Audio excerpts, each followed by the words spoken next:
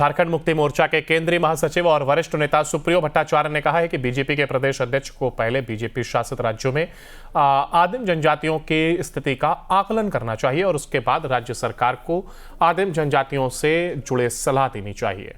रांची में सुप्रियो भट्टाचार्य ने कहा कि बीजेपी प्रदेश अध्यक्ष बाबूलाल मरांडी पहाड़िया जनजाति के संबंध में राज्य सरकार को सलाह दे रहे हैं। बीजेपी शासित उड़ीसा राज्य में 15 आदिम जनजाति, छत्तीसगढ़ में 12 आदिम जनजाति और मध्य प्रदेश में 18 आदिम जनजाति निवास करती हैं। सुप्रिया भट्टाचार्य ने कहा है कि बाबूलाल मरांडी को सबसे पहले इन तीनों बीजेपी शासित राज्यों में आदिम जनजातियों की शिक्षा, स्वास्थ्य और रोजगार की स्थिति का आकलन करना चाहिए। हमारे तमाम माँ बहनों को जो हमने कहा था कि दिसंबर से 25,000 रुपये 2500 रुपये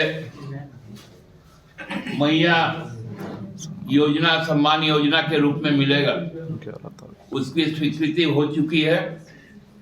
11 तारीख को खटाखट वो 2500 रुपये आ जाएगा। धन्यवाद।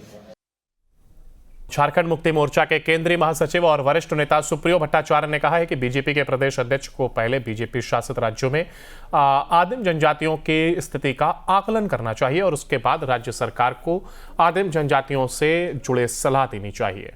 रांची में सुप्रियो भट्टाचार्य ने कहा कि बीजेपी प्रदेश अध्यक्ष बाबूलाल मरांडी पहाड़िया जनजाति के संबंध में राज्य सरकार को सलाह दे रहे हैं। बीजेपी शासित उड़ीसा राज्य में 15 आदिम जनजाति, छत्तीसगढ़ में 12 आदिम जनजाति और मध्य प्रदेश में 18 आदिम जनजाति निवास करती हैं। सुप्रिया भट्टाचार्य ने कहा है कि बाबूलाल मरांडी को सबसे पहले इन तीनों बीजेपी शासित राज्यों में आदिम जनजातियों की शिक्षा, स्वास्थ्य और रोजगार की स्थिति का आकलन करना चाहिए। हमारे तमाम माँ बहनों को